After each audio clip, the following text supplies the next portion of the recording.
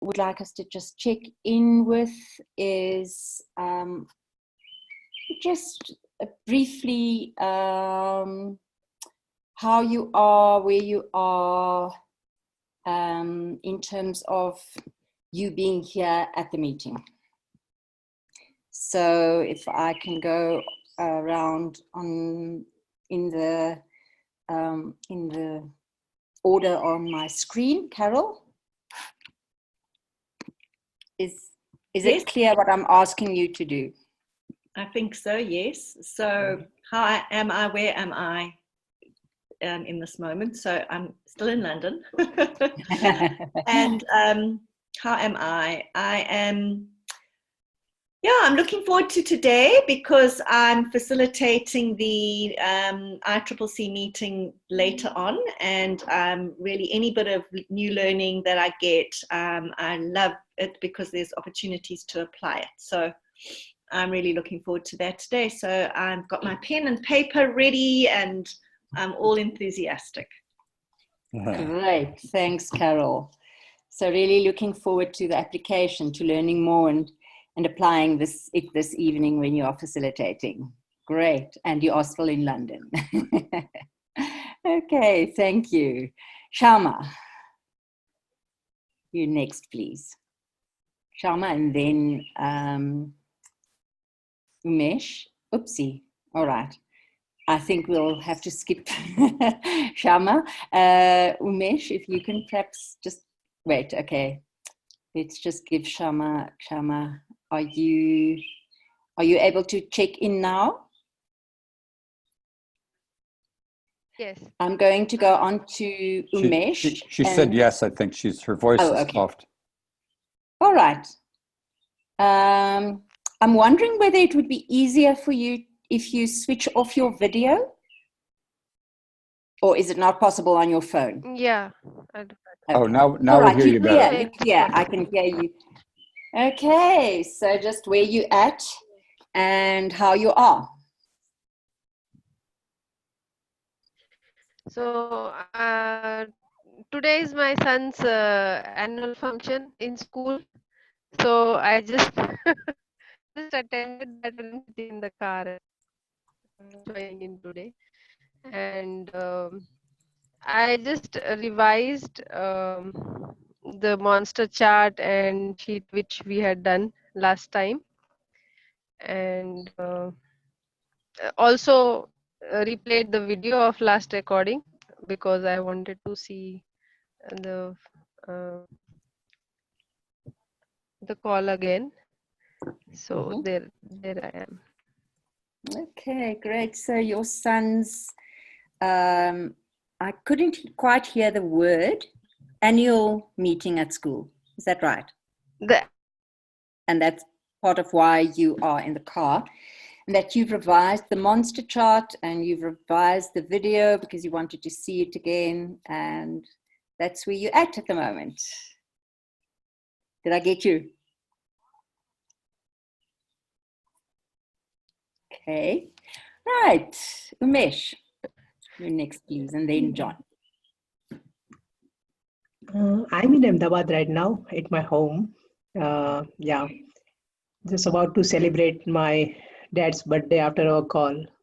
So also preparing for my next 2-day training. So yeah, preparing for the travel, celebration, everything. And apart from that, I think I'm a little bit tense. Yeah, tense. In a way, I'm looking for some developer for some project, and I'm not able to get them, and so I'm turning here and there to find the right person for the project. So some part of me is also kind of allocated or present there. Like what to do about that? So yeah, that's me today. Okay. Yeah. So Umesh at home, and you are going to celebrate your dad's birthday afterwards, and also you're a bit tense because you're developing a project and you're kind of struggling to see whether you can find the right person. So a little bit tense. And did I get everything?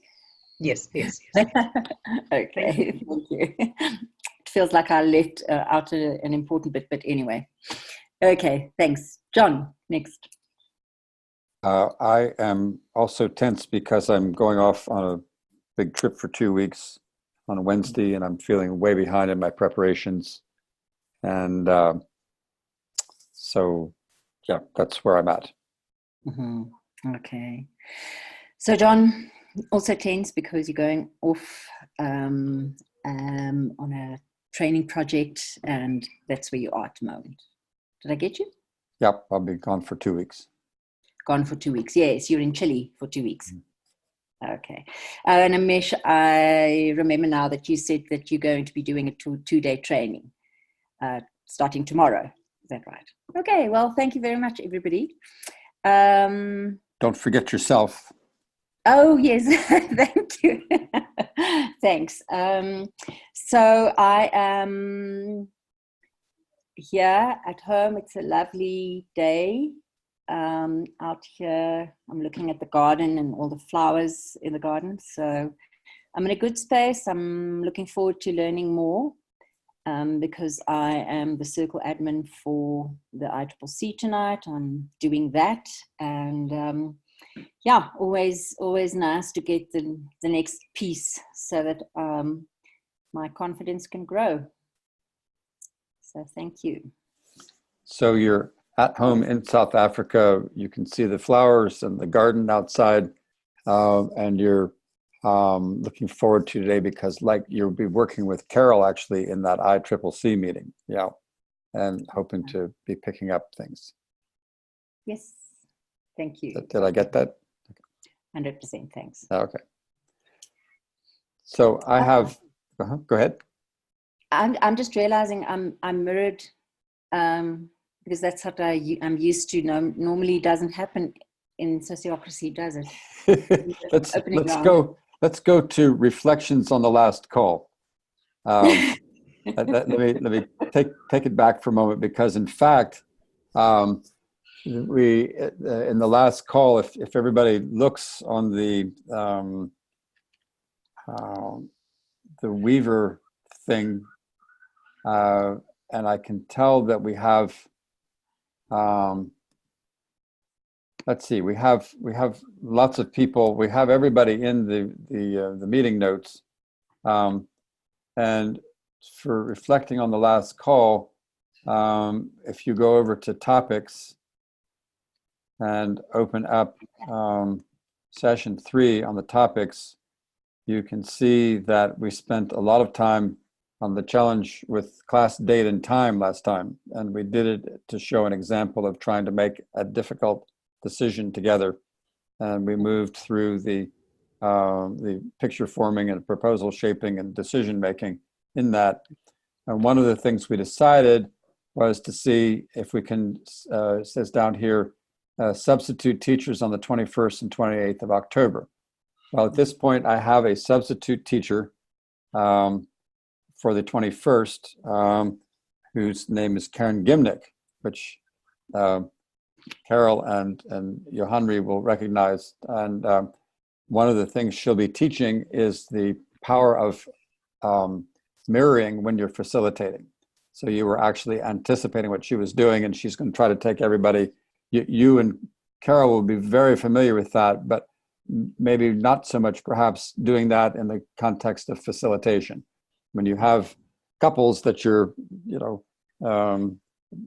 counseling, you do that all the time, but it seems like there's a kind of a reframing of that to use it when you're actually facilitating, when to do it, when to not, what are you trying to accomplish with it, and so forth. Yeah. And as far as the 28th goes, I think I'm going to have Monica Mengeshi, who's a major business partner here for me, who's very good with mediation and facilitation, talking also. So, and those are important things, but I don't have that confirmed yet. So it's possible that we may have to skip the 28th, but it's also possible not. That Monica will be able to come in. Karen will be dealing with the general subject of emotional intelligence. If everybody remembers right, what I said before is the research that Google has done and published under something called Project Aristotle has indicated that there's only two things that really make for a really effective team. The team members, when they meet, speak about the same amount of time, and they all have high emotional intelligence. So building, growing emotional intelligence as the circle goes on seems to be important to the success of it, and Karen will be focusing on that. And what else? I'm still also looking at I'm hoping everybody has opened the topic from last time. We also started talking about ITO, input, transformation, output. And I see here in terms of quick reaction, Johanna, it says, you said it's not as scary as it might seem. So we'll be revisiting it. Are there other reflections? I just sort of reviewed it. Are there reflections on the meeting of last time? And Shama, I'm particularly wondering what you may have picked up in reviewing the lesson last time.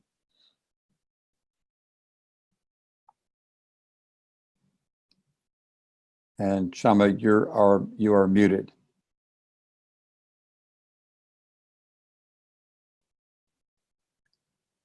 Shama, are you there? There you go. Yeah, nothing particular to share as such. I just wanted to see again how we had connected the documents and just whatever was discussed. So nothing particular I want to share. If I may, you mentioned that you had either looked at or revised the Munster chart. Can you say what you did with that?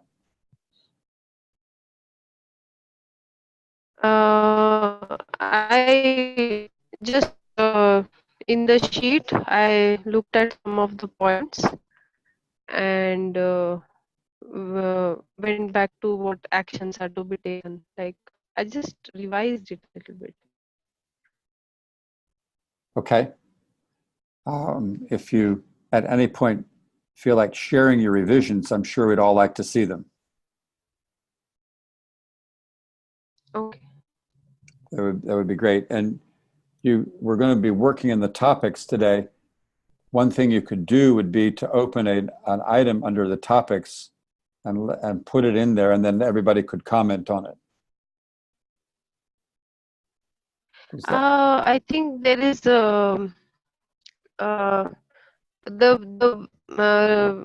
I'm using the word revise as revisit, not as making a revision in the document. Okay. If you have notes, do you have notes about it? Did you make any notes? No. Okay. All right. No, I didn't make any. Okay, but I invite everybody at any point that you're making notes or you have anything that might be of interest to everybody else to go ahead and just open up a topic and put something in it. We'll practice doing that today because I'm wanting to encourage everybody to be able to chat about different things in between these calls. Okay. Great. Carol, any reflections you have from last time? You are muted, Carol. I wouldn't say anything particularly explicit or specific, rather. Not explicit, specific. But I still, the monster chart, it seemed to be clearer after our last session, but then when I went back over it, I mean, I understand the 3 dimensions and how it gets repeated, but I think it would be, what I would like to do is go back and read the transcript of exactly how it fits into into facilitating a meeting. Okay. Because I'm still a little foggy on it. Because I tried to apply it and it was much harder than I thought it would be. Interesting. Okay. We'll dip into it again today, and then I'd be interested in your feedback as to whether that helped your understanding of it or not when we've done that. Great. And Johanri, any other comments from last time?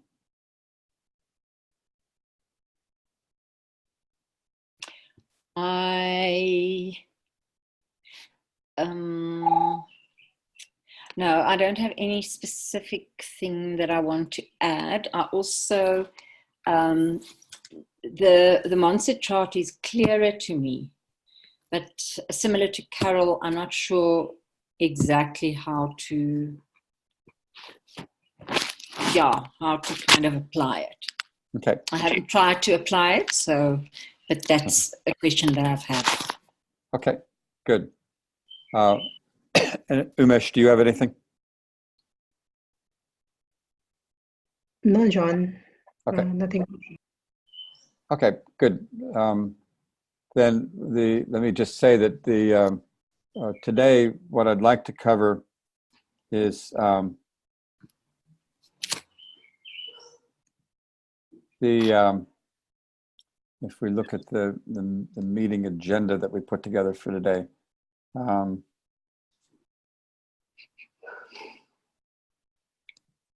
We have two main things. One is to be looking at the objection resolution methods, and another is to be preparing to facilitate a meeting. So there are actually two different places on the monster chart, and so we'll be revisiting it a couple of times. And again, anybody is welcome to add agenda items in between times on these things, and we'll work in your proposed agenda item. Anybody should be able to propose one, and just leave it down at the bottom of the page. Click on propose new agenda item, and we're all set.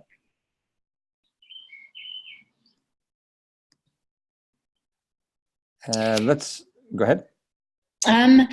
I just saw on Weaver, but now I've lost it. What does freeform mean? Are you in the topics area? Yes. Okay. Is it no? I can't find it. I went out of there. If you go, let me go into screen share here real quick, and just explain. Sorry, I know it doesn't have to do with the objections. No, that's all right. That's all right. We're going to be going over to topics. So since it came up, let's go check that out. Over here in topics.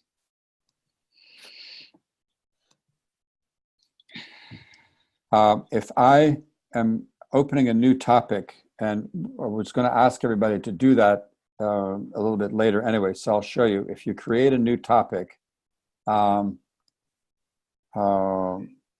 show how topics work, get comments, and then I say, because the question came up, then I have created a draft, and the options here, sorry, you can post the topic like this. I'll post it without email, and up here now, this says free form. So you can just go in here, create rounds, create new comments, click on them, and start the process of the topic going. Or, and that's so that works for any meeting format. Or you can say, I want to start with picture forming. And so it now says picture forming phase, and I open a new comment. I say, I would like to hear or to get the picture. And I can post it without email, or I can post it with email if I'm inviting people, and you can change who you invite. So now here we are in the picture forming phase, and say, so, and maybe I create a round, whatever I do. And then I come here and say, okay, it's been a couple of days now. Let's do proposal shaping. So then there says proposal shaping, and I can say, what are people's ideas about solutions? Question mark. And round settings, I don't see anything. I don't need to add other people or anything like that. So I'm just going to post without email. And now I have a nice round. But you can see here, here's things that are in the picture forming phase. Here's things that are in the proposal shaping. So it allows you to kind of group your whatever rounds you have there in a way that follows the ITO of Sociocratic meetings. So it just lets you either facilitate an offline meeting following the Sociocratic form, or just doing free form. Okay, thank you. Thank you for that. It's very clear. And so in a little bit, I'll be, I think it's on the second main item, I'll be sending everybody over to create a topic to collect notes. That's the process that you follow to create the topic. So if you're on topics, here you go up here and you say create a new topic, and that's what you'll do. Okay. Let me get off of screen share for a moment. Okay, so the first thing we're doing here on the resolution methods, and I'm going back to the meeting itself. If you look with me, if you open up the number 3 objection resolution methods, actually maybe it would be helpful just to go into screen share. Let me do that so that everybody can look together on what we're doing. There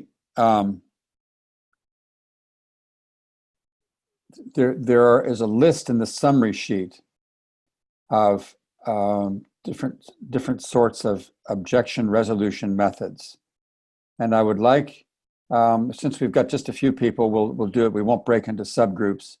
I would like one person to pick a real issue or a challenge, and we'll all role play around that issue or challenge. And just was missing Shama. Then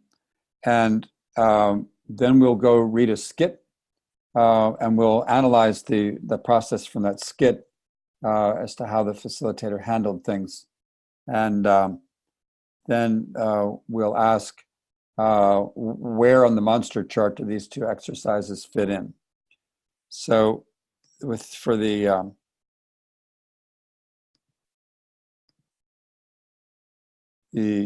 summary sheet, let me point to what I'm talking about.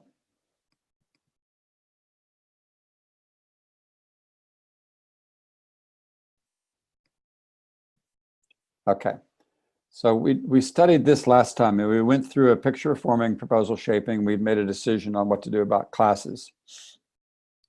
And I said that if you go through this picture forming and proposal shaping process, all you have to do is clean up your proposal and go right to consent round. You don't need these things in here.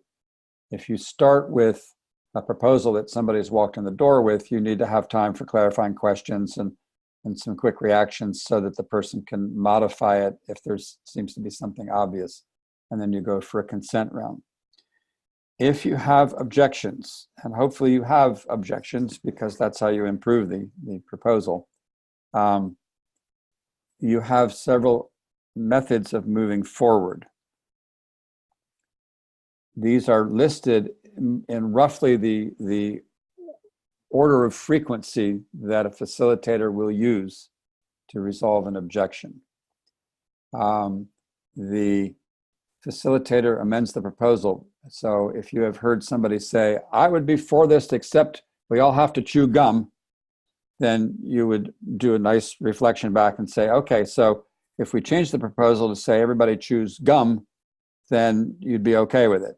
Person says yes. You say, okay, then you have the circle administrator read it out. It now says we do all those things and we chew gum. So then you go around to each person for a consent round and everybody says, no problem. So let's celebrate. We are now going to chew gum while we, hoe our beans, whatever it is. And so that would be an example of the facilitator amending the proposal. Sometimes something comes up and the facilitator really doesn't know what it's about, and you just say, does anybody have any thoughts on this, which is a free form discussion, and things can go together and say, okay, that's what we'll do. You can, actually referring to a lower circle is not all that common. It probably shouldn't be in this order in the list, but the sometimes there'll be a personality conflict or two people that are caught in a polarity. So you say, why don't you 2 or 3 people just talk in front of us, and we'll observe, and then you go back and do a round and see where it goes. But very often they'll come up with a solution to the problem. The role play I was going to do today was suggesting a round of how might we solve this. So somebody comes up with something and it's not obvious to you how to resolve it as a facilitator. So you say, all right, how do we resolve this? And you go around and you collect ideas, and then it's like you modify the proposal that you came up with. There are often people who are very worried about something. So you say, all right, how do we turn this into an experiment? Who can think of how to do this as an experiment? And you focus on that. It's a rapid prototyping idea. Is there a way we can do this in a little way to check out whether these worries are accurate? If somebody's come in, particularly they've presented a proposal that's a mess, you might want to say, well, okay, you've got feedback, take it back.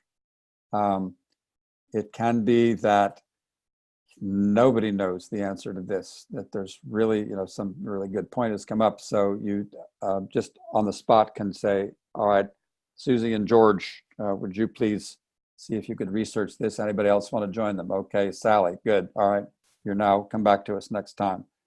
That works if you have time to think about it. It's not an urgent decision. You can, this is sort of a variation of the 2 or 3 individuals. You can say, all right, we need a group that will work offline to try to resolve this. And maybe you need to get in some experts or whatever you're going to do. It's slightly different than doing a research thing. And then the last thing, this very seldom happens, is you refer to the next higher circle. If it is the board of directors, then the board of directors or top circle needs to have a policy in place. That that they fall back on if they just have what seems to be an not resolvable, terrible, no good objection, and it's just emotions are running high, and it's just a big ugly situation. You need some way, whether it's if your local laws allow you to go to an arbitrator, you can do that. You can go to mediation. You can have a supermajority vote in your bylaws. Those are all sorts of things that need to be there because you are the higher circle at that point. Are there any questions about this quick mini lecture that I gave?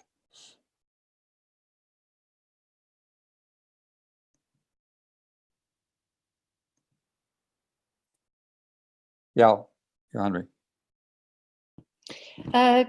Sorry, I'm not sure why I missed it, but can you please just go on over the experiment? Is that the rapid prototyping part? Right. There's some subtle differences here between an experiment and a research task force and so on. But very often, if there are worries that come up, you say, let's do an experiment, and you propose what that might be, or maybe somebody else has an idea, but the worries that the person has become the measurements for the experiment. if we do this, I think that, we'll have a swarm of gnats come in and, sweep away the food. We can't have a picnic because it'll invite rats or whatever. And so then you could say, well, let's just set out a bowl with some bananas and see if the gnats come or whatever. Or maybe if we put a screen over it or we cover it up or whatever it happens to be. And so it's something you might do before you have your picnic, for example, or but whatever it is, you can also say it relates to rapid prototyping, and the rapid prototyping has you trying out several small things. So it can be that simply you say, let's try this for a month, and these will be the measurements, and we'll come back, and next month we'll see how it works. So it might not be a separate experiment, it might just be trying it out. But you try to be very explicit, because you're doing an experiment, about what are the measurements, what is it that you're expecting to happen, and does it happen, all that kind of thing, the science thing that you learned in 9th grade. So the experiment will take place basically outside of the meeting. Yes. Is that right? So, okay. So I propose that we go ahead with this proposal, but we don't do it for 6 months. We only do it for a month, and come back, or 2 months, and we come back and look at it. Thanks. That's useful.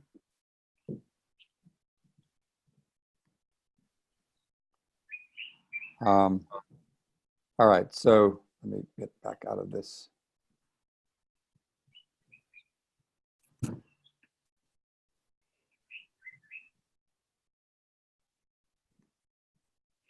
Hit the wrong meeting. This was the thing we were doing for the meeting for Karen. And Karen may join us today, hopefully, to just say hi. All right, so we're running a little bit longer than I had thought, but let's go ahead here. Does anybody have a challenge or a real issue that you are expecting or that you have experienced that you could explain to us, and we could take roles in your organization so we could role play something? Yeah, I have something. Okay. Why don't we? I'll facilitate here, and then just as an example. So if we look at the chart here, I'm going to ask you to present the proposal, and we'll ask clarifying questions to understand it, and then I'll move us right to a consent round. So tell us if you could.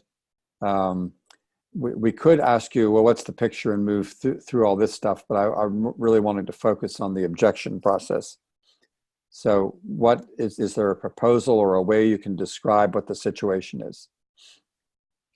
Okay, so without giving any background or anything at all, the proposal is, so there's an organization, and there are people in this organization who really are highly equipped, very talented. They've got capacity, and they feel that there's not enough autonomy in the organization, and they want a mandate to have more autonomy. So the proposal is that people in this organization are given autonomy to initiate activities, and until there is some form of an objection to what they're doing. Okay. Who are we in this meeting? What kind of roles would you give us? So I would say that everybody in the meeting is a member of this organization, and they have so they're part of a circle, they're part of a group that is involved in developing initiatives and creating events. Okay. And so the individual members want to be able to just create events without having to check back. Yeah, they don't want to have to come back and say, can I do this? Can I do that? They just want to be given autonomy because they feel they're competent enough to know what the boundaries would be. Okay. And they don't need to be policed. Okay. Does anybody have any quick, I'm not going around here, just this is popcorn. Anybody have any clarifying questions for Carol?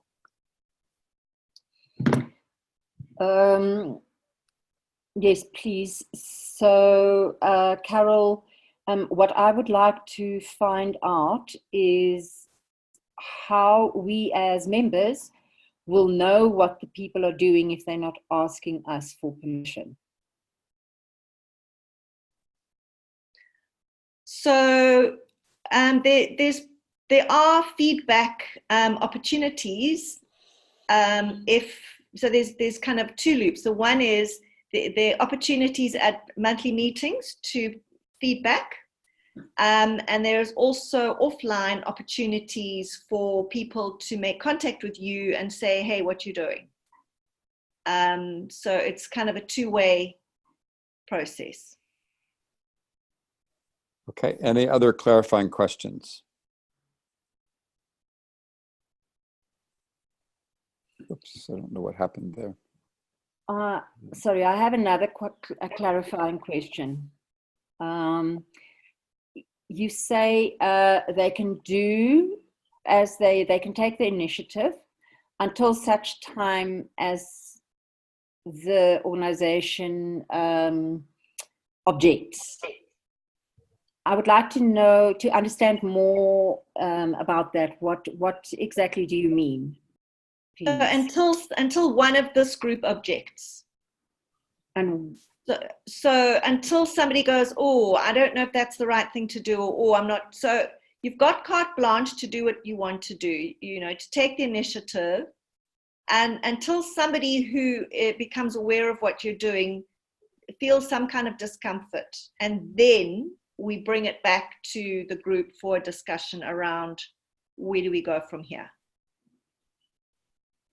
Okay. So it's almost like instead of having an organization policing your activities, it's a peer responsibility. Okay, thank you. Hang on just a second. Yep.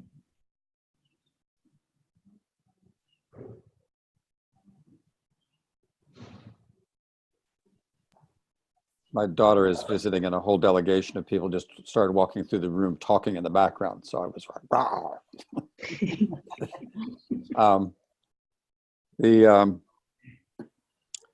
okay. Anybody else have any clarifying questions? Yeah, John, I would like to. Mm-hmm. Yeah. So what exactly is this organization doing? Like as a member, I feel a kind of fear. Like I'm not sure like what is happening, who is doing what. So how it would be coordinated with the overall organizational functions and activity. Okay, so the organization trains people to trains people in communication methodologies.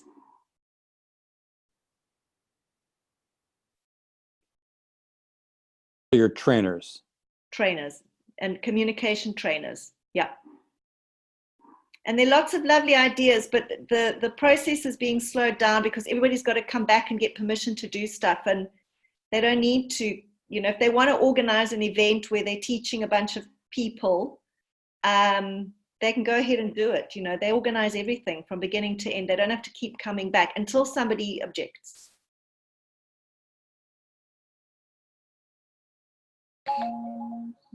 Okay. Sorry, go ahead. Mm-hmm.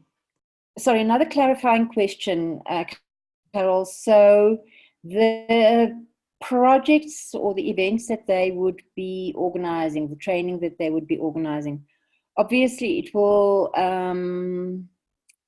involve external people to the organization, right?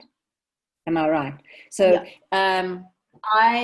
As member of this organization, I go and I decide I'm going to train these people and this is how I'm going to train it.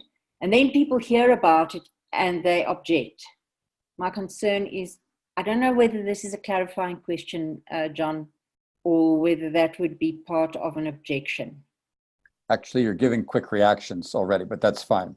Yeah. Okay, so, all right. Okay, so I just want to be clear about the, I want to be clear about the process, the actual steps. So that's why I'm catching myself. Yeah, me too. So that would not be a clarifying question. That would be a reaction. Right.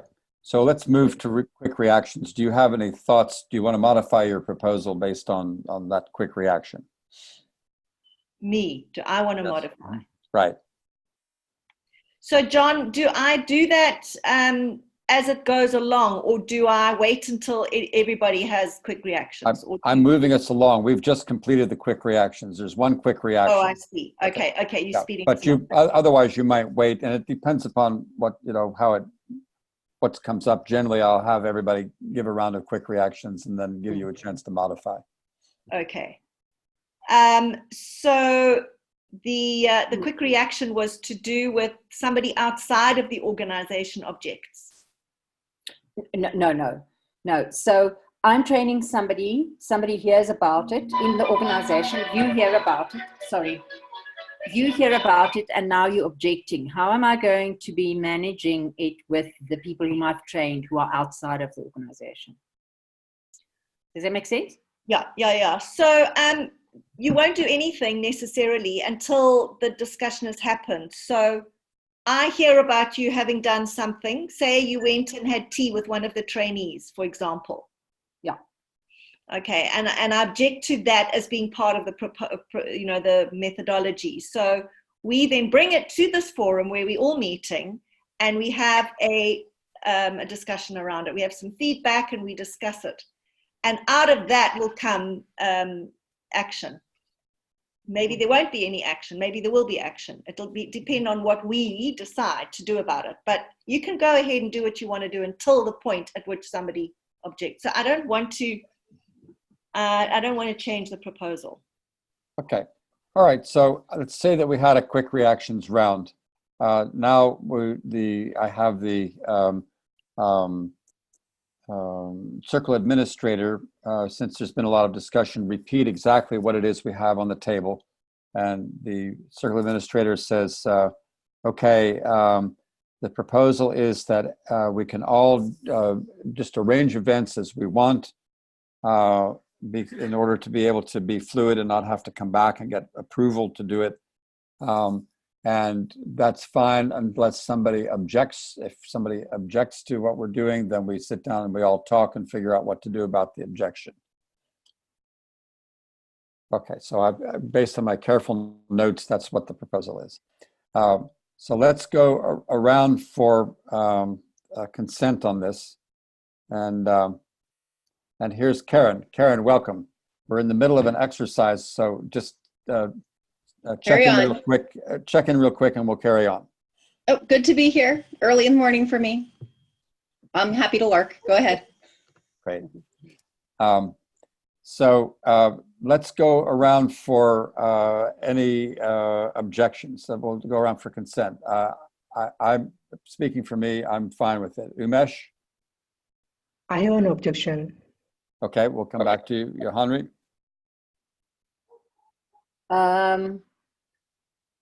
I have a concern. I can't quite. Oh, good. That's another objection. Good. Okay, Karen, you don't know what you're talking about, so I'll go past you.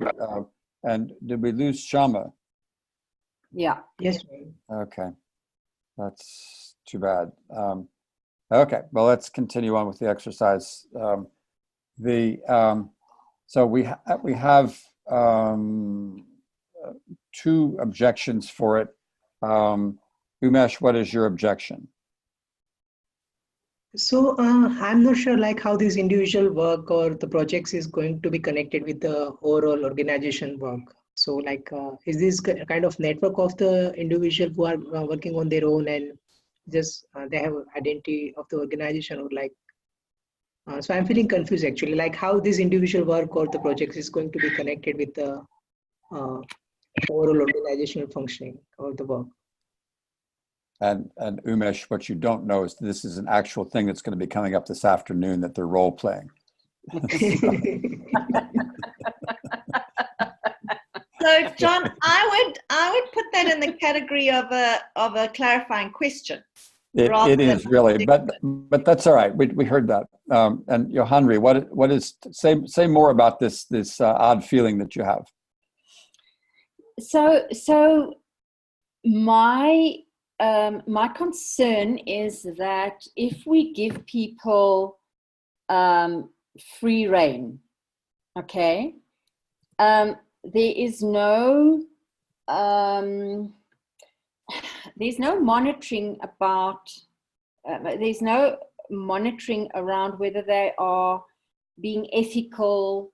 And my concern is that if there isn't a feedback loop of some sort in place, that it might damage the organization's reputation, or it might have a negative impact on the people who are getting services provided to them. So maybe if there's something about ethical guidelines or something like that put into the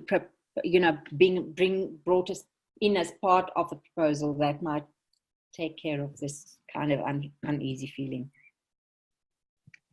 Okay, and so now we come to the point of this exercise, which is I now have a couple of objections, and I'm actually going to deal with Umesh's first. And I'm going to do it by facilitator amends proposal. So let me go into screen share mode here so I can point to it. And so here you can see facilitator amends proposal. So Umesh, if I explain to you what this is all about afterwards, does that meet your objection? Yes, John. Okay, thank you. Great. So we'll incorporate that. And then now I'm going to go down to, because I actually, as a facilitator, there's nothing obvious about how to resolve this objection. And so we could have a discussion about it. We could have a brief discussion of individuals, but there's not really, personalities involved or anything like that. So I'm choosing to go into a round. How might we resolve this objection that there maybe be some sort of ethical guidelines? And Johanri has really already started the round on that. So I'm going to go now to Carol, and then we'll go to Umesh and me to think, how do we resolve this objection? So Carol, what are your thoughts about how to resolve this concern about being open to our reputation being damaged? So I hear that as a valid anxiety. And I think perhaps we could then amend the proposal to say that events can be arranged within the ethical guidelines of the organization. And so to incorporate that in the proposal.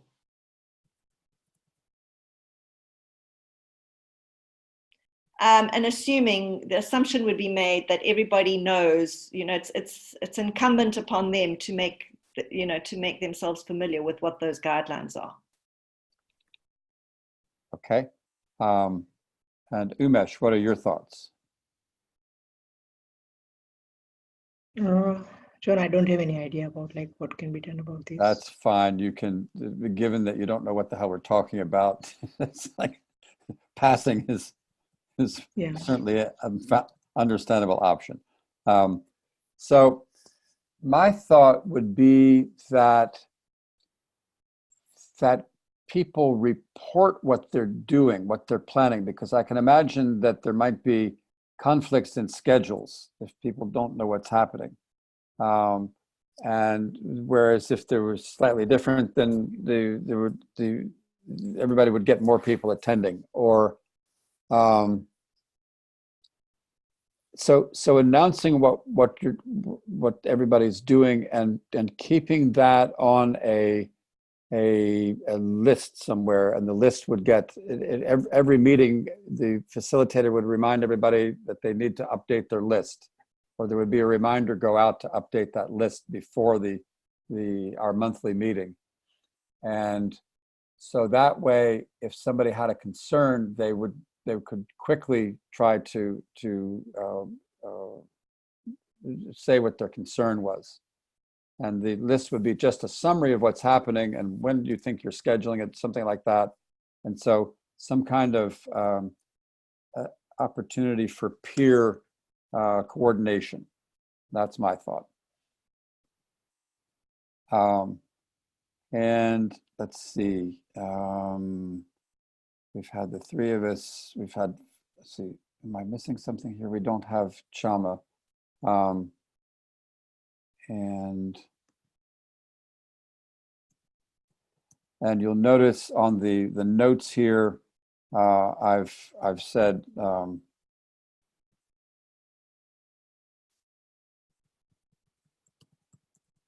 I've made rough facilitator notes, and so we've gone around now. We've done this going around thing, and so now, as facilitator, I've got a lot better idea of how it might be, how the proposal might be amended. But Carol, it's your proposal, so I'll ask you first. Do you want to amend the proposal? Do you want help amending it? I'll start, and then if everybody wants to contribute. So that all individuals may arrange events according to their discretion. The events need to be posted on XY platform, and should there be any objections, they will be brought to the next meeting and discussed.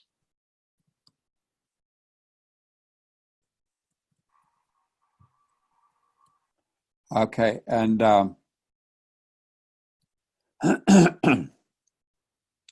the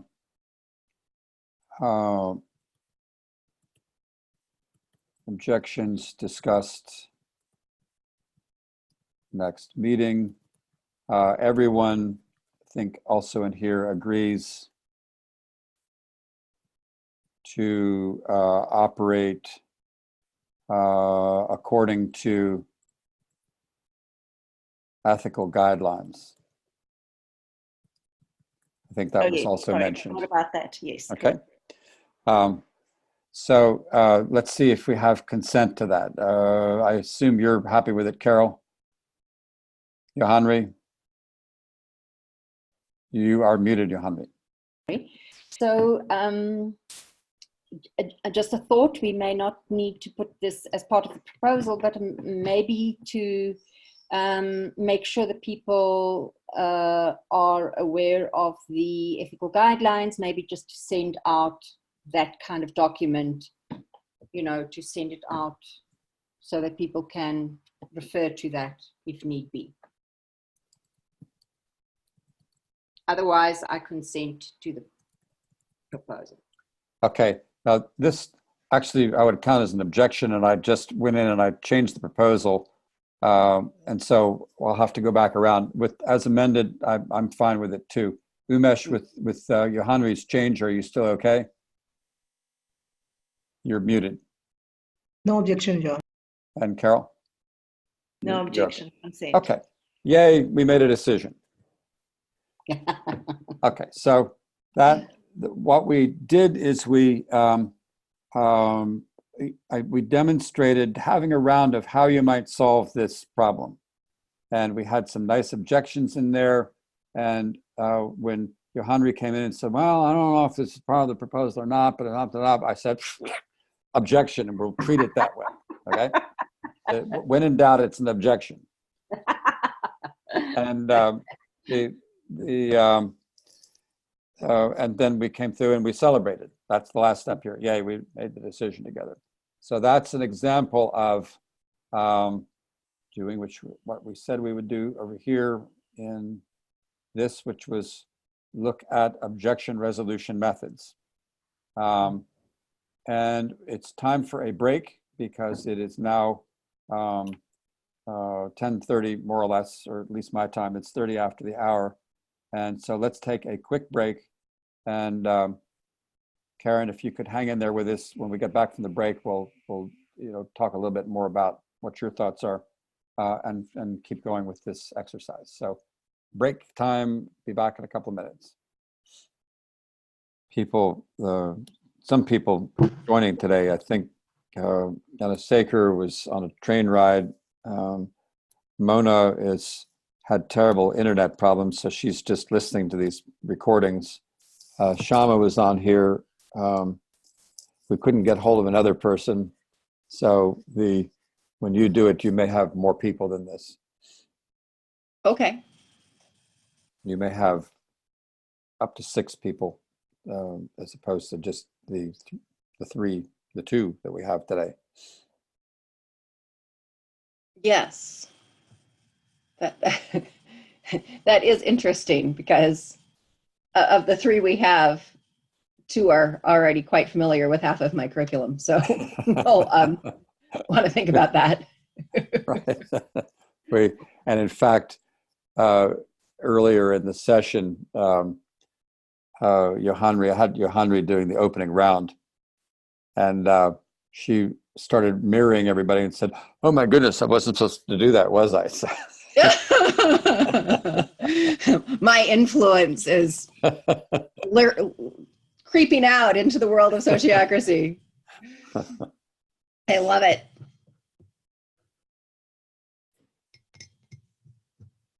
You know what I love is that they're both so translatable, so they're not at odds with one another at all.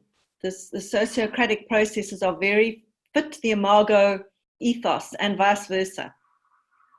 Right. I'm so glad somebody else has figured that out.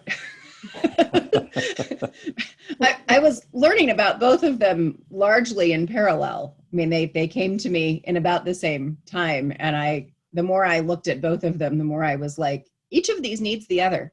Like, put these together and you have a whole set of what an organization needs. And either on its own, I think, isn't. I mean, it's missing the other half.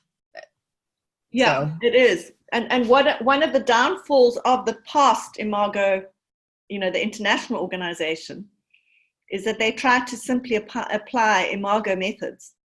Yep. And it fell apart. Right. As you know. Yes.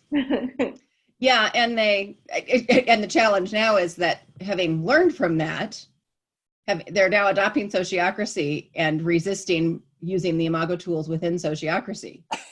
Because we tried that before, and all of our consultants told us, it didn't work, and it was, if we spend too much time being relational, it's a mess. And I'm like, you're a relationship organization. It's meant to, like.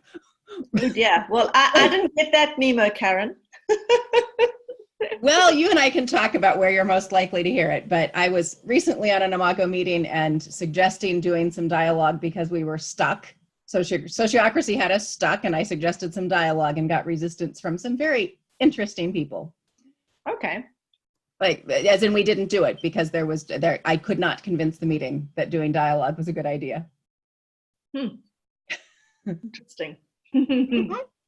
Yes, you should have a bit of warning about that moving into your role. Please don't leave me hanging out to dry.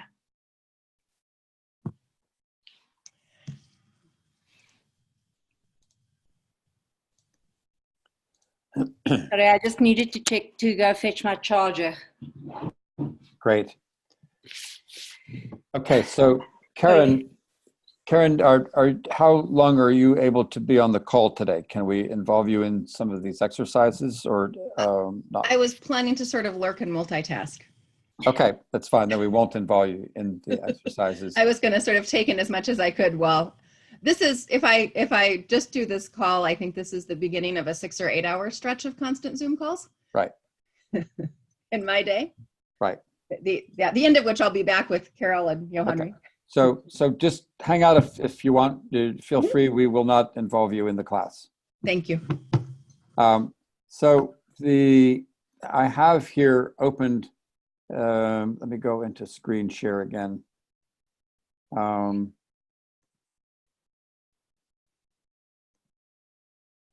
So I have the Munster chart open, I have the summary sheet, and I have the thing we're about to get to in the workbook. And so here's a quiz. Sorry, John, I don't get the screen share.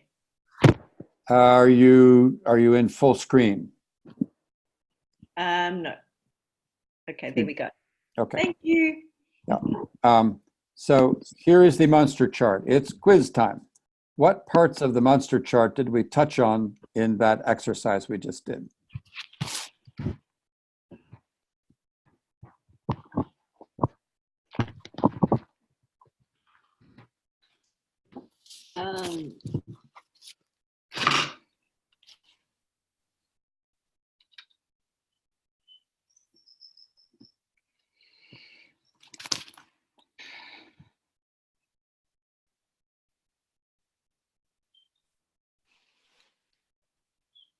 Anybody want to hazard a guess?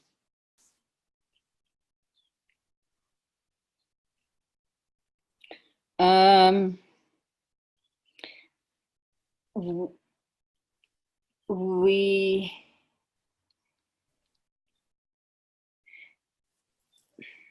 in terms of the proposal, are you referring to the proposal or to the whole meeting? It started out with me. My question probably wasn't very clear, so I'm just going to handle it. We started out the exercise with me saying, "Oh, we need an agenda item." That's this part right here. Oh, We yeah. needed an agenda item. I did actually make sure we had the summary chart, so there was a document that was needed, and then I said, let's make a decision. I got some explanation. I skipped a lot of this stuff. This was all implied because I wanted to push us through, and we did the organizing proposal. We can I'll back up. I skipped all this stuff right here. That's the two steps on the Munster chart, or excuse me, of the summary sheet. I skipped picture forming and proposal shaping and said we'll start right out with presenting a proposal. And so we actually broke that down. You'll notice I have ITO under here. So we actually had a little mini session of getting the item from Carol, getting questions and quick reactions here, and said, okay, now we're ready to go. I summarized on this O right here, I summarized the proposal, and we had a consent round. And that is yellow because then that goes into this whole big methodology of how you resolve consent decisions. And then we came up with a decision and we celebrated. And we didn't have any agenda. We didn't need to add any reasons, although I did try to take some notes here. And so we really didn't do much of this sort of stuff here. So we did a little bit of this. We then popped down to here and we did that. And the reason this little ITO down here is for 7A, B, C. Was the best way we could describe that. And then we dug into this. And when we dug into that, we said, okay, this is all yellow box stuff here. This is all yellow box. And we could have, this Munster chart could go more deeper levels and everything, but it's bad enough as it is. But that's where we were in the chart. And so what I would like to do now is I would like to go over here to page, starts on 16, and it says a consent decision-making process starting with a proposal. And my thought had been to read this, and we're a little bit behind in time. So I'm trying to think. I've gone through it. You've gone through it. You're familiar with it. Okay. And how about you, Carol? Are you familiar with this at all? You're muted, Carol.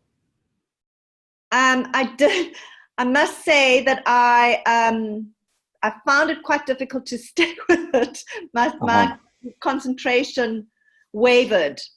Yeah. So, yeah, I think it's so much easier when you're listening to it rather than being, a transcript.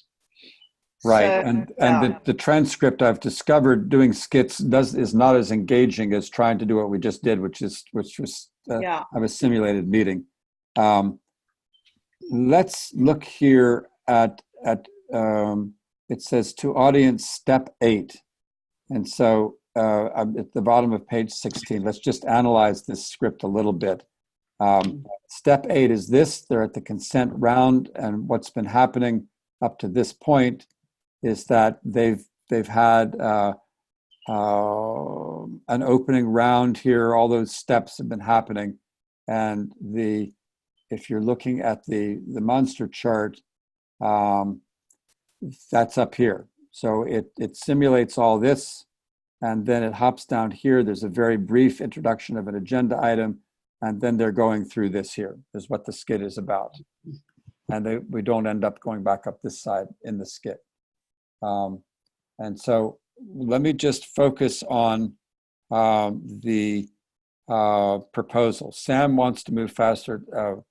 They have some proposal. It doesn't matter what the proposal is. So the Pat is saying, anybody have any big objections? Sam has no. He says, yes, I have nagging doubts. The other people don't have objections. So Pat goes back and says, Chris, tell us about your objection. And note that you go all the way through the round, just collecting the fact that people have objections, and don't just stop and try to focus on one. And he comes up here. It says the last time we put these cards in here, the printers got all screwed up. And at this point, they start to have a fight. Sam and Drew get angry with each other. And Pat cuts them off. And I have that in there specifically. It's not in the monster chart, but your job is to be in control. And if people are getting out of line or whatever they're doing, your job is to keep them in line. So that's what that was about. And so he says here, to resolve this objection, I would like Drew and Chris to have a dialogue while the rest of us listen. Okay, then the question is, which of the options over here for moving forward did he invoke?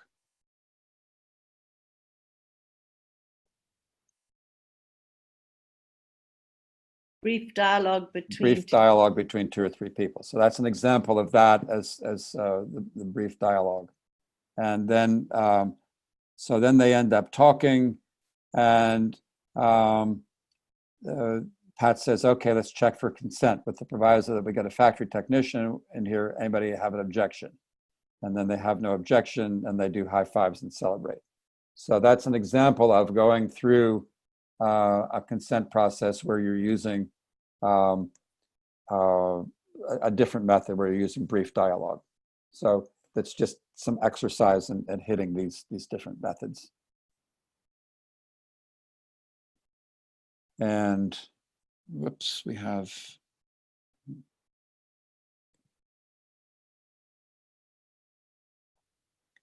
so I think that covers pretty much what I wanted to cover here. We didn't need breakout rooms, and we had our little quiz on the monster chart. Where do these 2 exercises focus? Let's go on here to this item of preparing to facilitate a meeting. And let's go to pages 12 through 15 on here in the workbook. This whole section in the workbook is preparing to meet. and there are various challenges you need, and I know that you all have been actually working on this, because I made sure Karen and Haley, when they were doing it, prepared these meetings, because this is like really crucial. So there's these different challenges here: reducing challenges, effective preparation of each item. Okay.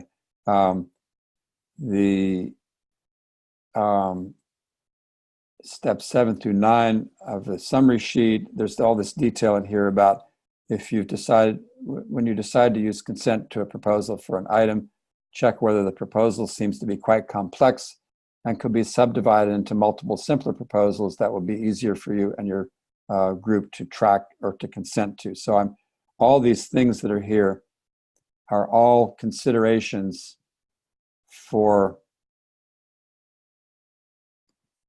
It looks like I lost my monster chart. Hang on a minute. Let me reopen the monster chart.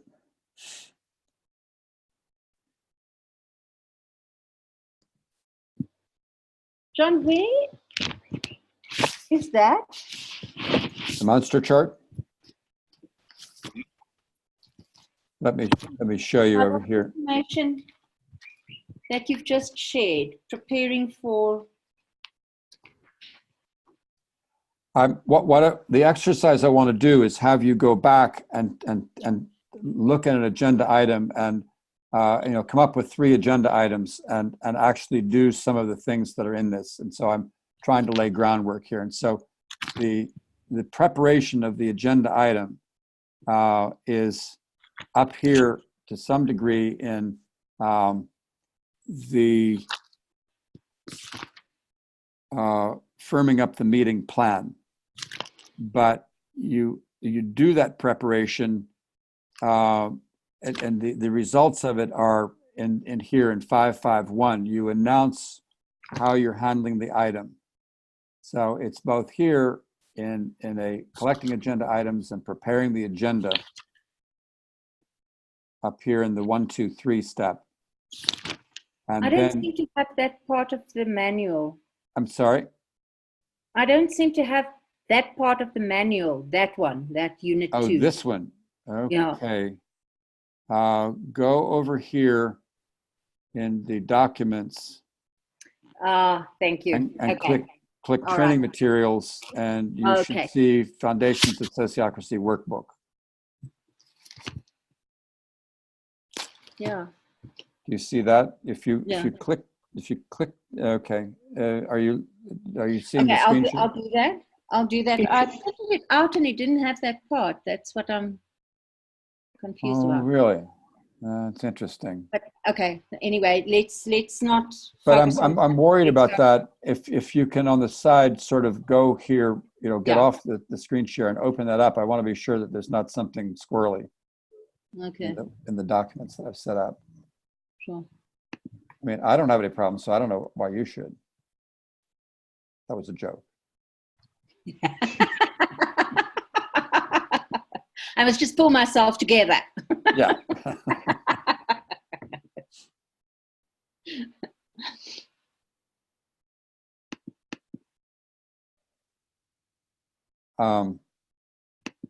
So this all in preparing to meet it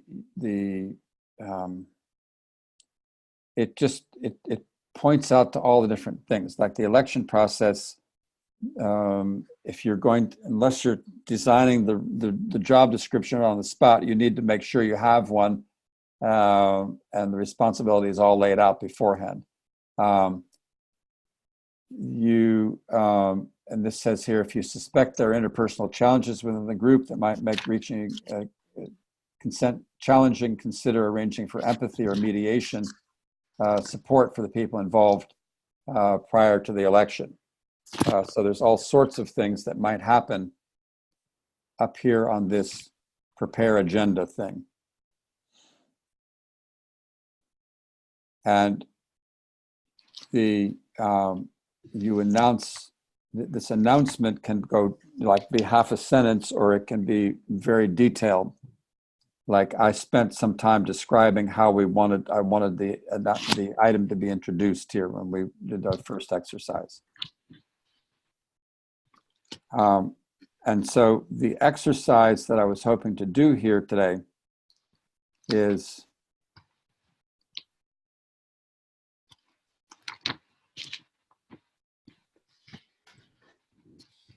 I originally said with a partner, prepare an agenda combining items you have from your respective organizations. Well, you have only one organization.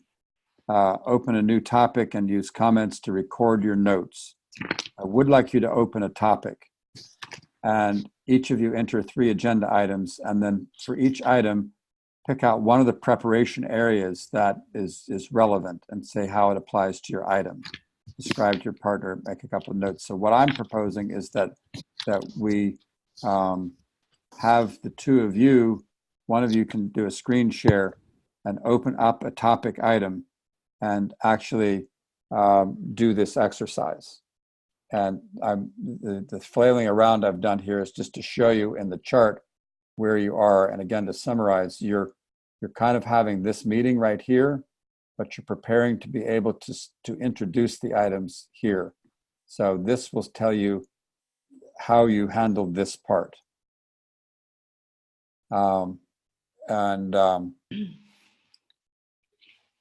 So what I'd like to do is to maybe Johanri, or maybe it should be you, if you could go ahead and screen share, and I will watch you go in and open up a topic.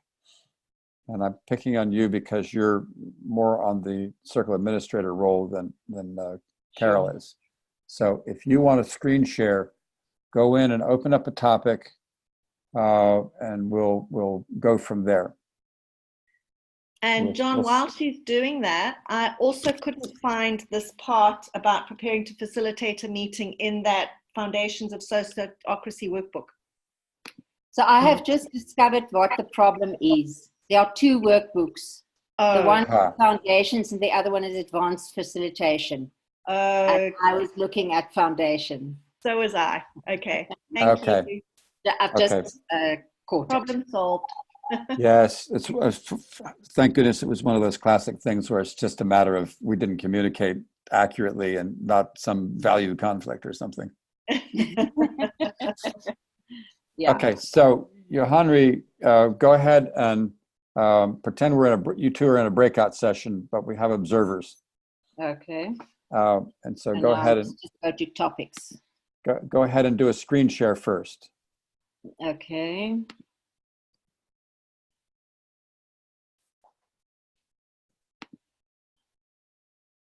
Do you see how to do that down toward the bottom of your screen, this green box? Yeah. Click on that, and then you have to confirm it. There you go. All right, great. So now I create a new topic, and the it's something like practice on meeting preparation or agenda item preparation. Oh.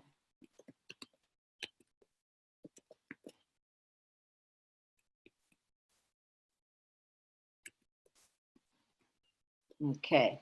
Okay, and just put just put Johanri and Carol subgroup. If you don't do it, a breakout group. Johanri and Carol breakout group.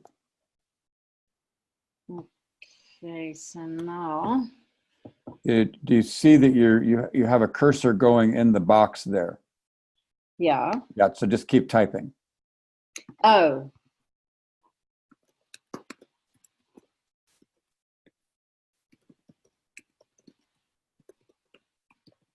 Okay. And then to create draft, it says. Okay. And now you can, I would go ahead and scroll up there and post the topic, but don't send out an email. There you go, post topic. Sorry, I just want to get this thing in a different place. So there you go. Post topic without email. Okay, right. So that's the draft phase. Now, And Yeah, and I wouldn't worry about free form phrase or anything. We're just leave it in free form, and let's see. You are. I would just open a comment.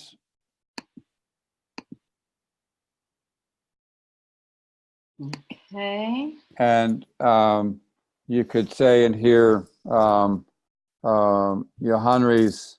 Might as well just keep one thing. I was going to say Carol could open one also and participate in it.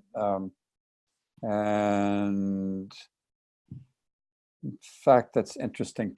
Carol, do you want to also go into that topic now? Do you want us to watch you do that? I can do.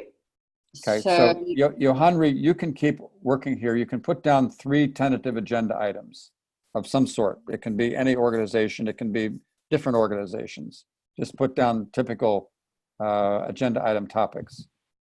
Okay. And so you can get out of screen share and we'll watch Carol do it, but you can keep working while she's doing hers. I'll get her into it.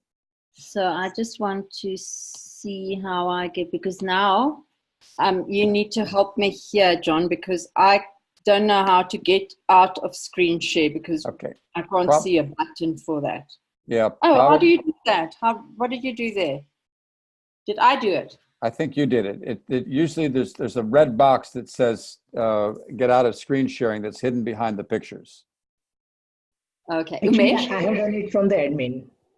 Sorry, you did it from the admin. Umesh did it. Okay. Thanks for saving me, Umesh.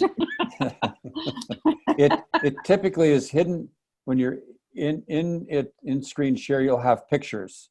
Yeah. And behind that is a red button, so you have to move the pictures to get to the button. Carol, can you do that just with your screen share so that I can just see what it looks like, please? You can't see it. The screen share won't show it to you. You just have to fiddle around. That's a bug in Zoom. Okay. All right. Okay. Thanks. So the screen sharing is taking up my whole screen. So I'm pulling down view options and exiting full screen so that I can see other things. Okay. And you can you can watch Carol go into this if you want. Okay. And open up her box. Can you hear me? Yep. Yeah. Okay, so can you, I'm sharing my screen, is that right? Right. Yep. And do you see where it says agenda preparation item? Yep. Okay, open that up. You can click on it or pull that down. Now, it's just double click on the item. There you go. And scroll down and you should, wait a minute, there should be, let's see, how do we do this? Go ahead and open your comment. And you can put down 3 agenda items. And when you post it, then you'll be able to see each other's boxes. And I'm realizing we should have just gone ahead and opened a round. Then it would have been easier. Yeah. We should have just used the round feature. Okay.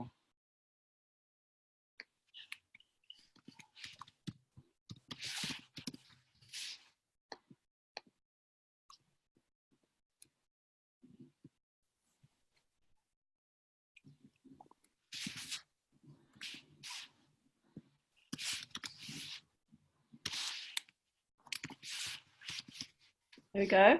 Post without email. Okay, post that email, get out of screen share.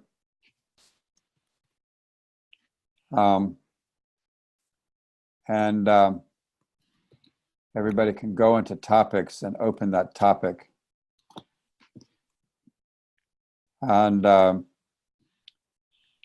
Johanri, as soon as you've done your agenda items, you can post without email. And then we'll be able to just let us know when you've done that, and we'll be able to see both boxes. And I was really dumb in not going into a round. Okay. There you go. Oh, post to that email. Showing on the screen, isn't it? On Carol's screen. Yeah. So we're not doing screen sharing now, and I'm looking at a screen. And I see one is Carol and one is Johanri. Yeah. And so that's the first part of what I was envisioning as the exercise today. And do we have somebody just join us? No, somebody dropped off and came back.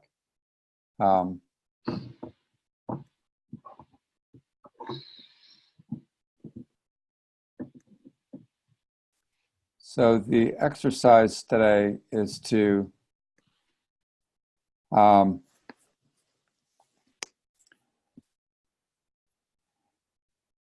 okay, so now pick one of the preparation areas and say how it applies to your item and describe to your partner how to make a couple of notes. So what you need to do is you need to open up the workbook, and starts at page 12. And say to your partner what is relevant in terms of preparation. So you've got all kinds of things, like, are you going to avoid facilitation challenges, or what are you going to do? Probably the simplest thing is to look at the agenda item and say, okay, we need to think about such and such.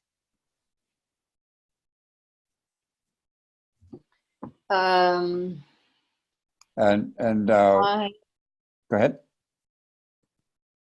So I am struggling to have the workbook open simultaneously With the other thing. Yeah. Yeah. I can see that. I haven't actually downloaded. Right. Okay. Let me hang on just a second.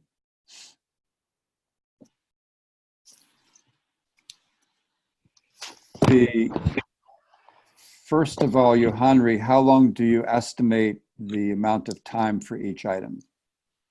And also, Carol, why don't you put some timings on that? What do you want your timings to be? Do we just go to our own? Go to your own and put in timings. I'll lead you through this way.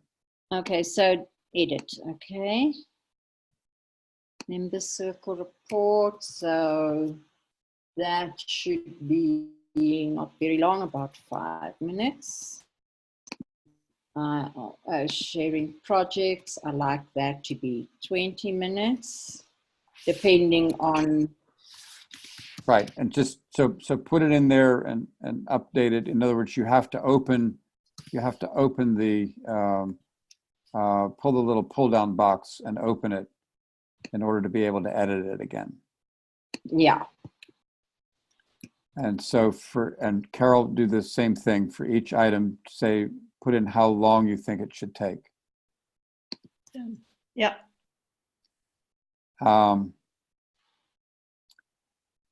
And note, are there any key people in your items? Are there any key people who need to be sure that you call beforehand to make sure they're going to be there? Yeah. Okay.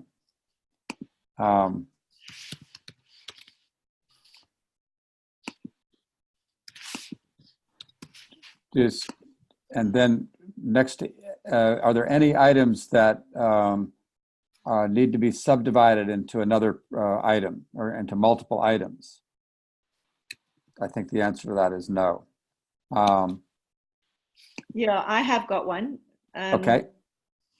So there's announcements, so I will have to list the announcements. Okay. Good. So I just go ahead and put that underneath. Just note that in your item. Yeah, what I'm doing is I'm reading in the book and I'm just stepping you through things to think about. And so I'm now looking here. If you think there might be any objections to these proposals, put down what you might have as your objection resolution strategy.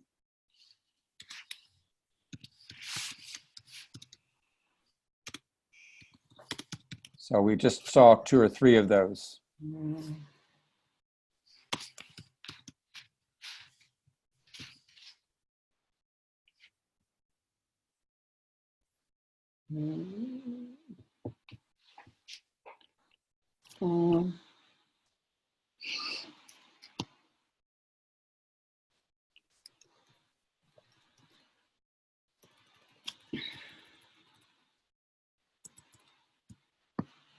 And then one more question.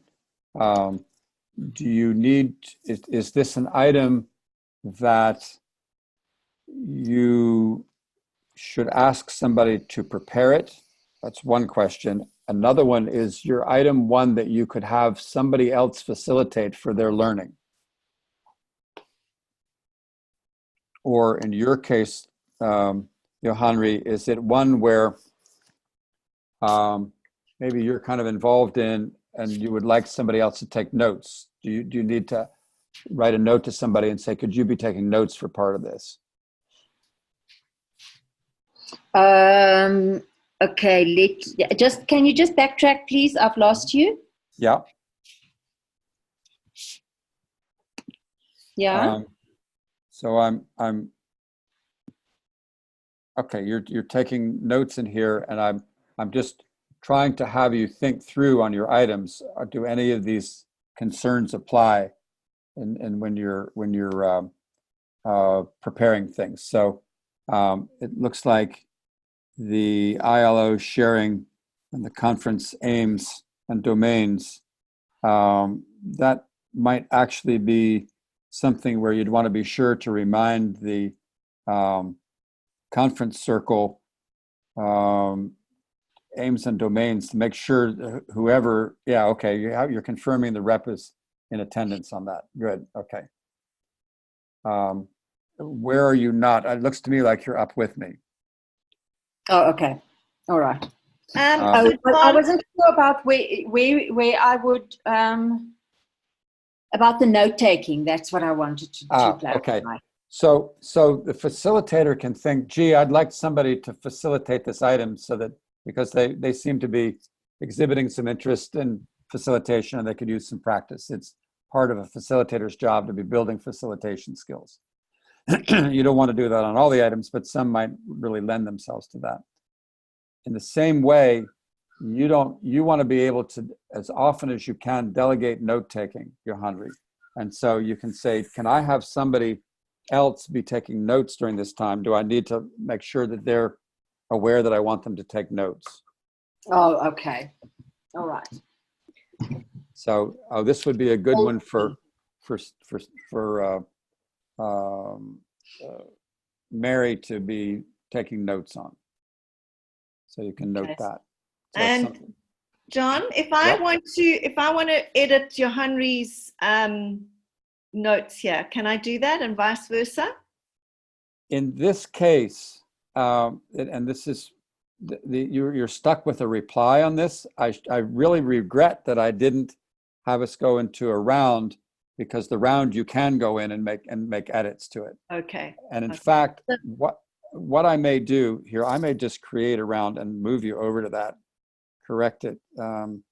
Yeah, we can copy and paste our. Just copy and paste it in here. I've got everybody and his uncle involved in this, but just find your box and copy and paste into this round. If you don't see the round, hit the little curly Q to refresh your page.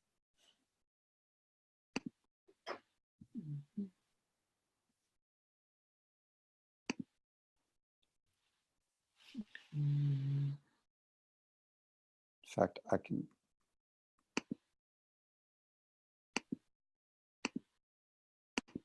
Yeah, it won't even let me highlight what in these comment boxes. So you have to do it, and you do that by clicking on the pen next to your name and then doing a paste. I just want to see if I can do Carol's. If I can, Carol, if that is okay. Yeah. Oh. Okay. Good. Now you can go into each other's box. You just open the pen and you go in and make changes.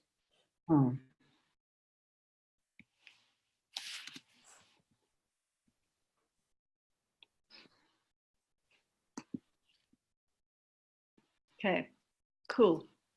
Okay. So other things to think about. I'm now down on the top of page 13 where it says the election process. None of these are in the election process, and so we don't have to worry about whether you've got a job description or anything. Then the next item says highly contentious or emotionally charged issues.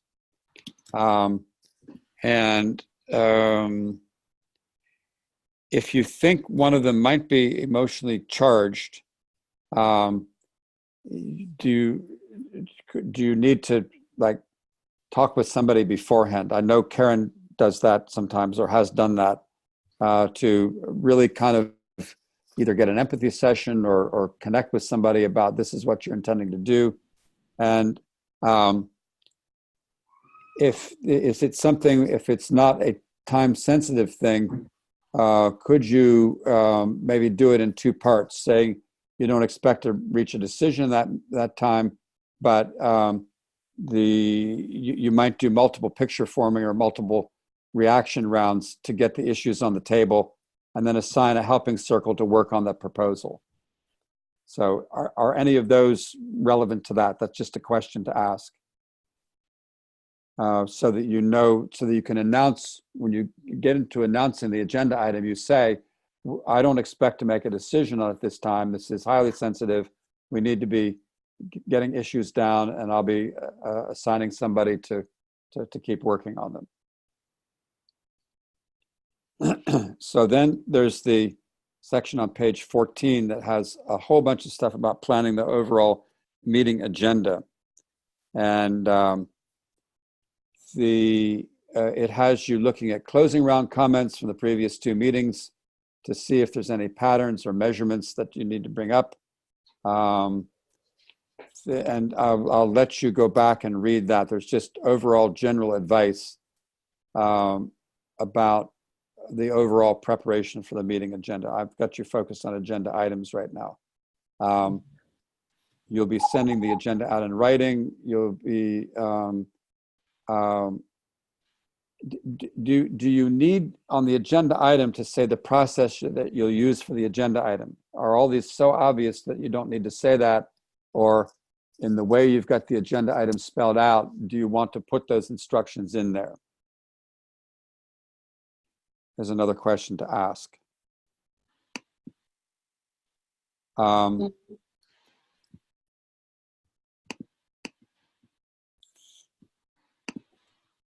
I think the agenda items are quite clear.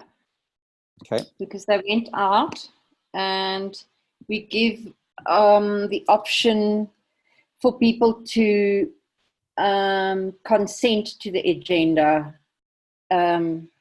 during the meeting. Okay. Are there any trainings about sociocracy you need to give maybe at the beginning of the meeting, like just-in-time training because of these agenda items?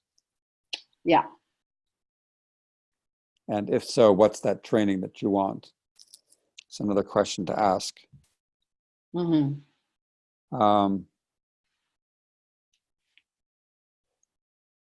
If you expect people to be absent and they might have a critical role in this, do you want to somehow make an arrangement to be able to get hold of them? Or do you need to make sure there's a representative there so that you don't get hung up because you really can't move forward because there's a critical person? So are any of those critical in that way? Mm-hmm.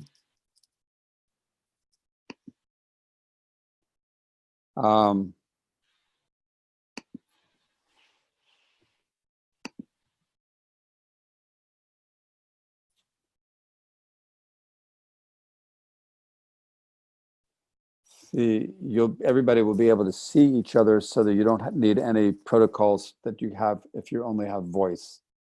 Like a protocol that you might start the meeting out with is everybody say their name before they speak so that everybody knows who is speaking.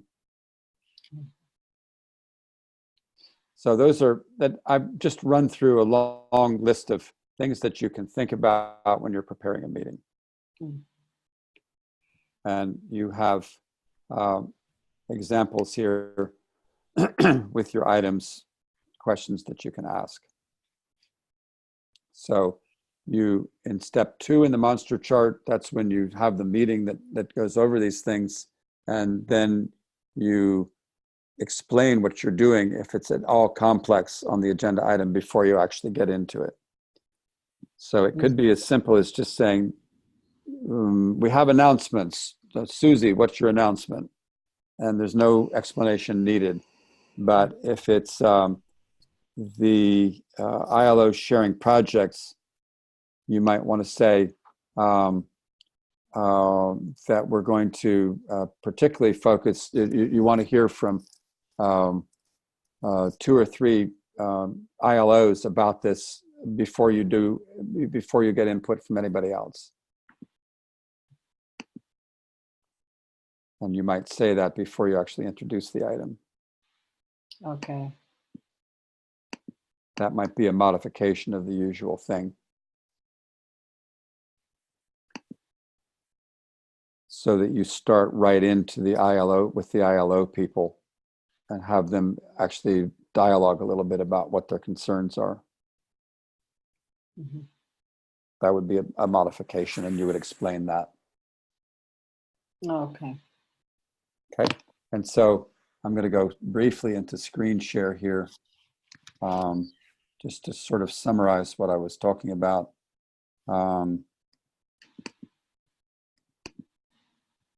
Up here on the monster chart. So when I said, do you need to say, all right, we're going to start out just focusing on the ILO people, that would be in 552.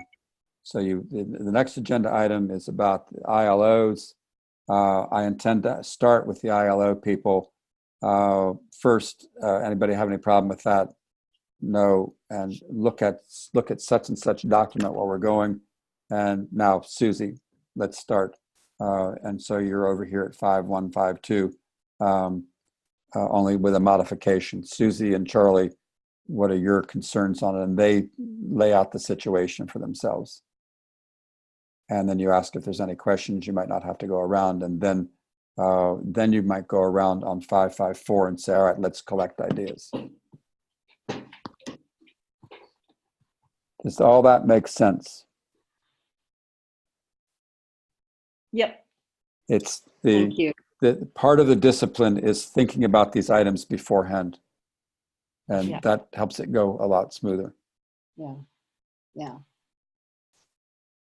We're at a point now where, are there any quick reflections or thoughts before we go into a closing round?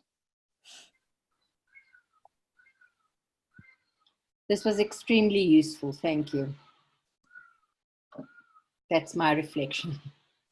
Okay, that's almost a closing round thing. Anything that stood out for you in this? I think I'm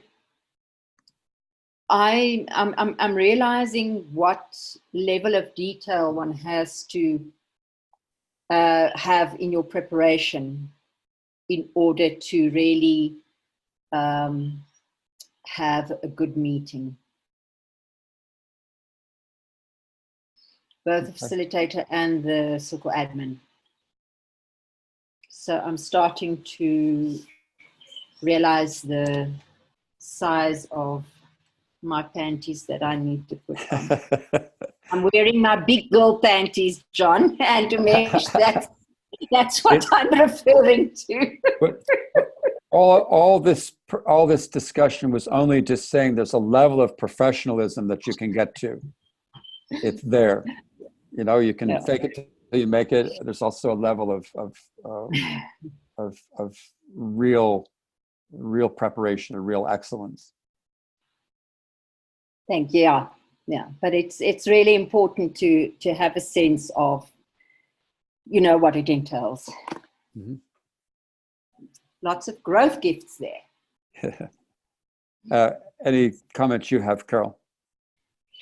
Yeah, I think fairly similar. I think, you know, having been used to flying a lot by the seat of my pants, and certainly in terms of agendas, having a loose agenda and being quite fluid and flexible around what else gets brought to meetings. I think for me, it's a discipline which does bring a feeling of restriction at some level. But at the same time, I think this is exactly what's needed and has been needed for a long time within my role and my work, obviously within Imago and with any other organizational facilitation, that how this is vital, and I can see it as Johanni is seeing it, how vital it is, and also to have the kind of close relationship between the facilitator and the admin, the circle admin, so that you can really discuss everything and anticipate. So it requires a knowledge of the organization, a knowledge of all sorts of things, so that there is that level of anticipation, so that the meeting is really tight, and but without feeling to the people who attend it as being kind of like ticking off a list. It's kind of getting that flavor of we're here as human beings, and we're contributing to something that we feel passionately about, but we're also needing to streamline it. So yeah, there's a huge amount. I am finding this, the Weaver side of it. I think it's going to take me some time to actually get used to using that, as opposed to just doing handwritten notes. As I think Johanni, you're the same. So, flipping between screens and yet this is an online tool that once mastered, I think just is going to save so much time and energy. But it is a steep learning curve.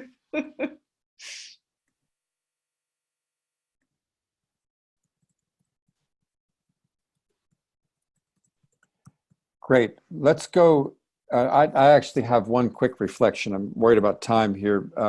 The quick reflection is that I had a session, a training session that's related to facilitation the other day to prepare for my Chile trip. And I had to have 25 people in a room with me being the only person on Zoom and get them to do exercises while I was being translated. And so I spent hours exactly scripting what to do and working with the people. And it worked, but only because I knew that this was going to be really tough.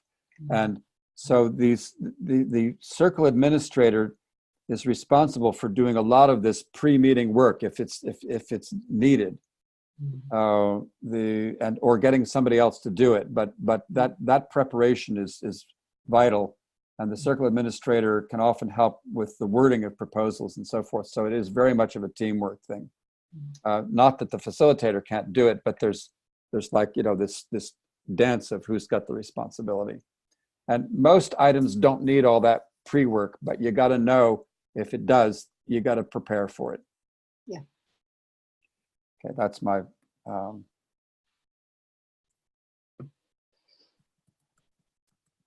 Let's do this. Everybody, if you could put some comments about the meeting, some closing round comments in the chat, and I'll just copy those and put them into the closing round. So go into I'm going to get out of screen share here. Just go into the chat and put in any comments that you have.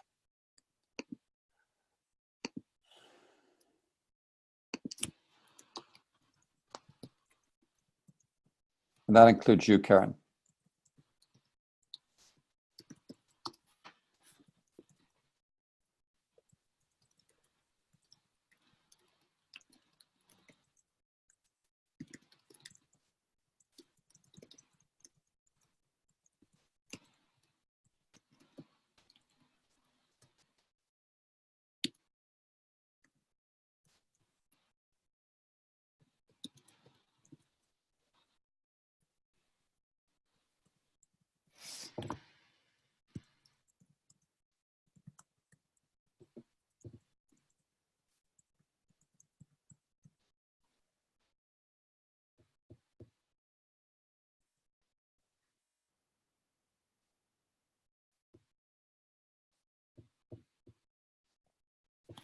Yeah. Okay, we're right at the hour. So if you need to go, go. Anybody want to say anything verbally? No, just thank you so much. Thank you for your patience, John, and taking us through the paces. And I wanted to say thank you for the putting up with using beta software. I also found it difficult to be switching back and forth between the screens, and I'm going to there'll be feedback into what we have. So thank you for being willing to be guinea pigs. It's also why go ahead. I can really see the value once one's mastered this. I can see the value of it, very, very clearly. And this is my best friend at the moment. Well, it's also why I've suggested that the ICCC just use a Google Doc. That's a simpler thing to use. It doesn't have the convenient things like timers and all that sort of stuff, but everybody knows how to use it better. So, yeah. Umesh, do you have anything? I was feeling a little bit distracted by the agent call. He was like trying to book tickets for me and right. was, checking all that. I'm really feeling glad, even after knowing about all this stuff, it feels like I'm seeing it for the first time. So it is always fun and interesting to, go into depth and kind of explore it with different perspective. So yeah, it was fun. Good. I have one more comment, please. Yes. And I feel really blessed that it worked out like it did, that Carol and I could get a lot of personal attention. So I really am sad for Chama and everybody else who can't participate. But in this instance, when I look at my own perspective, I feel very blessed. Thank you. Yeah. Feels like a really good personal training session. I'm glad that you're both here, so I can be relaying to you in a more structured way what I gave Karen and Haley. Yeah. And the challenge, and we'll get to this later in the course, is for you all to be teaching this to other people, so that when you come, you have, you're doing the handoff all the time you're working, bringing up the skill levels. Cool. Okay. Okay. Great. Bye. Bye. Thank you, Henry. See you next week, everybody else. Yeah. Enjoy your Chile trip. Thank you.